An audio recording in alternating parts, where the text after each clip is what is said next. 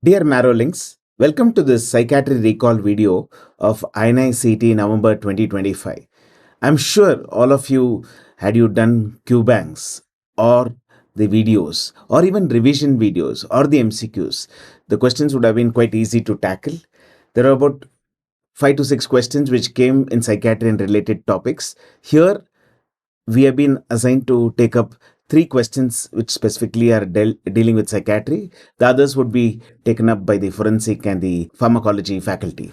Now, jumping into the psychiatry recall questions, let's take the first question. A 7-year-old child has had severe anger issues and it is out of proportion to the situation, is what is mentioned. Occurring every day for the past 1 year, what is the most likely diagnosis, is what they've asked. The choices given are oppositional defiant disorder, conduct disorder, attention deficit hyperactivity disorder, and DMDD, disruptive mood dysregulation disorder. Now, the moment you see this question, let's try to see whether you are able to decipher an answer, and then we'll talk about why each one is the right choice or the wrong choice. So let's look into this. So look at this question. A 7-year-old person, age has been mentioned. They've also said for the past 1 year, the person is having severe anger outbursts. Severe anger outbursts. What you also notice is it is out of proportion, means you cannot consider this anger issues as normal. It is out of proportion and it is going on for more than 1 year. So what is the diagnosis they've asked? Even if you had not read anything, if you just apply English, you would know the right answer. For example, what is oppositional defiant disorder? Oppositional defiant disorder is you oppose and you are defiant. So there is no opposition discussed here. There is no defiance discussed here. Conduct disorder. There is a problem in conduct. Attention deficit hyperactivity disorder. There is a problem in attention and hyperactivity. So what is the answer? The right answer for this question is disruptive mood dysregulation disorder. It is something we have discussed in the video, right? In psychiatry detailed video, we have discussion about disruptive mood dysregulation disorder. I'll make it very easy for you to remember about disruptive mood dysregulation disorder. Let's write it down. What is the short form? DMDD. DMDD. So how many D's are you seeing here? How many D's are you seeing here? 3 D's. So these are children who are generally going to have 3 or more tantrums.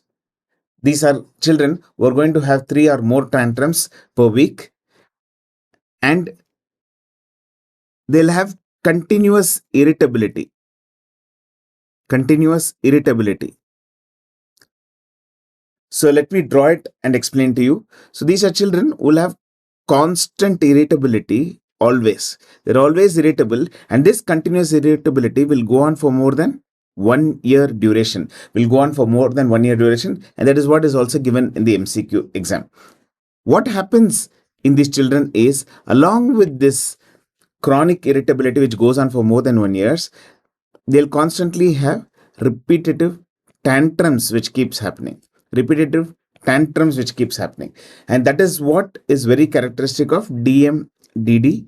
You will see very frequent tantrums and anger outbursts in the background of continuous irritability being there, which is very characteristic. It is generally diagnosed in children between 6 years of age and 18 years of age. Between 6 and 18 years of age is when it is diagnosed.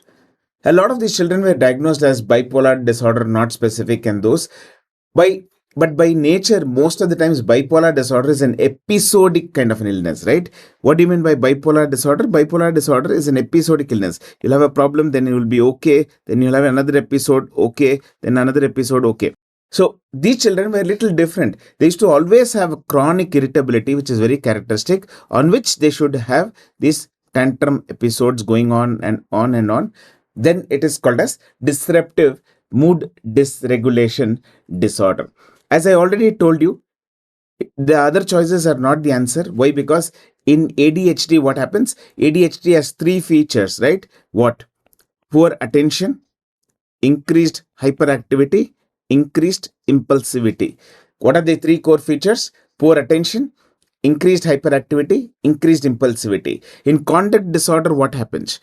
In conduct disorder, children have conduct problems. What do you mean by conduct problems? Behavioral problems. They tell lies, they cheat, they get involved in gang activities, violence, destructive behavior, deceitful behavior, telling lies, manipulative, all those things. They bunk classes. They do a lot of conduct things which is not described here. Generally, for you to diagnose conduct disorder, ODD, or ADHD, you require more than 6 months of symptoms. How much? More than 6 months of symptoms is required for you to diagnose ODD, conduct disorder, ADHD.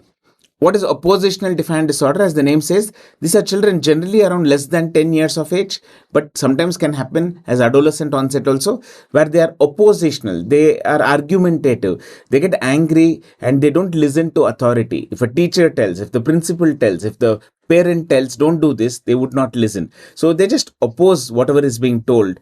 That is very, they can also have anger. Conduct behavior children also can have anger, and ADHD children also can have anger. But this question very clearly describes, in the background of chronic irritability, there are these anger episodes which are happening. And what is the diagnosis? That to a 7-year-old child. So the answer should be disruptive mood dysregulation disorder. If you're a student who has read a lot of psychiatry, you will say, sir, I am also reminded of one more condition, and can you help me explain how do you differentiate from that condition? So the condition we are talking about is IED, which is nothing but intermittent explosive disorder. Now, what is this intermittent explosive disorder? As the name says, it's a disorder, right? It is a disorder. This disorder or a problem is going to be explosive. Explosive means out of proportion, extreme kind of anger will happen or a rage will happen. The most important characteristic feature is it is intermittent in nature. Intermittent in nature. Now, I don't need to explain. You know the difference. How do you differentiate it? For example, in a patient with DMDD, I just now told you, there is a chronic irritability along with anger outbursts. There's a chronic irritability along with anger outbursts. So is it intermittent problem or a continuous problem? There is continuous irritability. There is continuous irritability in that condition. Now, whereas in intermittent explosive disorder, what is happening? The person will be okay. There'll be a rage. The person will be okay. There'll be a rage. There'll be rage. Okay. So it is intermittent in nature. That's one important difference you need to know. DMDD, I told you, is diagnosed between 6 and 18 years of age. DMDD is diagnosed between 6 and 18 years of age. Intermittent explosive disorder, for that matter, is requiring the person to be generally more than 6 years of age, but it can be even diagnosed in adults. It can be even diagnosed in adults. And you have seen newspaper articles, right, where road rage happens, where somebody gets into a small tiff on the road and they stab somebody else or break the car windows and all those kind of things. That could be a sign of somebody having intermittent explosive disorder. Now, you might ask me a question, sir, just because I got angry once, is it diagnosed with intermittent explosive disorder? Not necessary. We look at two things. One, if these outbursts or the explosive outbursts are very severe, for example, let's imagine there is a significant damage or a threat. Somebody is physically violent or creating significant damage. There's a lot of physical damage, significant damage, or they are injuring the other person in fit of an anger.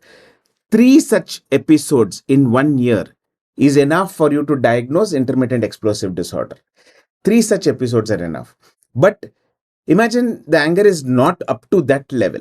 Then we expect them to be having multiple significant episodes in around 3 months duration. If they have multiple significant episodes, then it becomes intermittent explosive disorder. Very severe, just 3 episodes are enough.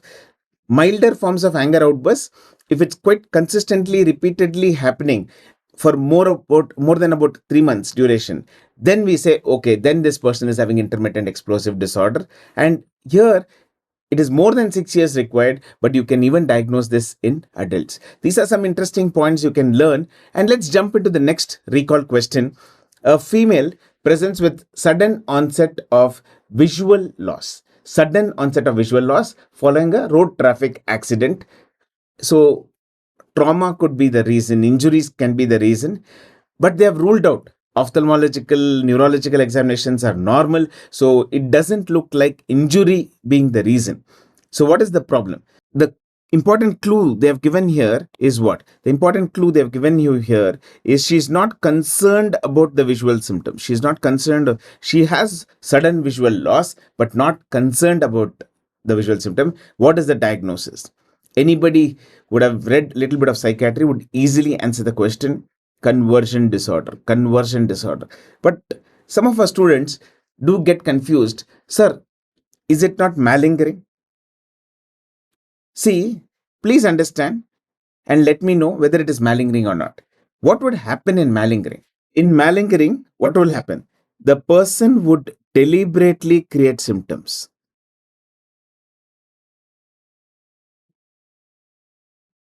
for benefit. They are looking for a benefit. They want insurance money, or they want leave from work, or they want to kind of go somewhere, so they want to take a huge significant long duration medical leave and break and take advantage of that.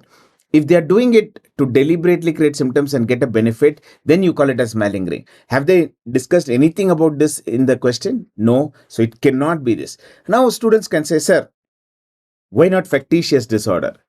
See, factitious disorder again is what? Here also you deliberately create symptoms. Here also you deliberately create symptoms for no apparent reason. For no apparent reason. It is also called as factitious disorder, right? It is also called as factitious disorder or Munchausen syndrome. What is the other name for it? It is also called, they are also called as Dr. Shoppers. What do? They basically create symptoms for no apparent reason. They are not looking for any benefit again, and they are deliberately create symptoms. Now this question does not mention anything about deliberate creating symptoms, so that is also not the answer. A very valid point some students can have is, sir, could it be somatization disorder? Because this is also a physical complaint, right? Vision loss, some symptom. Please understand, typically, how do we differentiate somatic symptom disorder from conversion disorder? For you to diagnose conversion disorder, we look for bizarre, unexplainable neurological symptoms. What symptoms? Neurological symptoms. What kind of neurological symptoms? It could be motor symptoms, it could be sensory symptoms, and it could be gait disturbance. Gait disturbance. So in this question, the visual loss is an example of some kind of a sensory loss, So that is why this is conversion disorder. If it was somatization disorder, what could have been the description? In somatization disorder, first of all, generally, for you to diagnose somatization disorder, you need to understand somatization disorder generally requires 6 months or more symptoms. It's not a 1 day, 2 day problem. It's a little longer duration problem. Understood? And they will keep coming to doctors multiple times for various symptoms. Not one symptom, generally many symptoms can be there. And moreover, they'll go to different specialists multiple times, because once they have chest pain, they go to a cardiologist. If they have headache, they'll come to an ophthalmologist or a neurologist. If they have back pain, they'll go to an orthopedician. Like that, different symptoms can come at multiple times. Yes, some of the patients can have 1 or 2 physical symptoms only, but typically not neurological and not that bizarre nature. Because in conversion disorder, bizarre, unexplainable neurological symptoms can be seen. One more interesting point you should remember, which they have also described in this exam question, is she is not concerned about visual loss, which is very characteristic symptom of conversion disorder, where we see in conversion disorder, what we see is called as la belle indifference. La belle indifference. The person is indifferent to the intensity of symptoms. The person's emotions are not too much. Symptoms are so big, concern is only this much. See, take our own example. If I suddenly lose vision, I would be so worried. Oh my God, what will happen to my exam? What will happen to my future? How will I manage things? So I'll be so much panicking, worrying, and those. But these patients typically would not show that much of reaction, not concerned about visual symptoms. That's called as labile indifference. So before we go to the next question, one more important point does come in exam. They can ask you is astasia abasia. What is astasia abasia? Again seen in conversion disorder or a type of dissociative disorder. Astasia abasia basically means these patients have what we call as a significant gait disturbance. Gait disturbance, that is called as astasia abasia. Very bizarre, abnormal kind of a gait presentation. Patients come with very bizarre, abnormal kind of walking presentation. That's called as astasia abasia. Let's move to the next interesting MCQ question. Match the following types of delusion with their corresponding clinical description. A very standard question which is being asked here. Grandiosity, nihilism, influence, and persecution has been given, and they have described it. I think any one of you would be able to answer this question easily, right? But there are a lot of interesting things we can learn, so we'll try to learn that through this question. A patient thinks that is very rich. What do you think is that? It's a problem of grandiosity, right? It's a problem of grandiosity. A patient believes that the world is non-existent. It is called as delusion of negation or delusion of nihilism, right? An extreme form of delusion of nihilism can happen where the person is feeling that they are dead but still walking. They believe they're dead and still walking. So what do you call them as? You call it as walking corpse syndrome.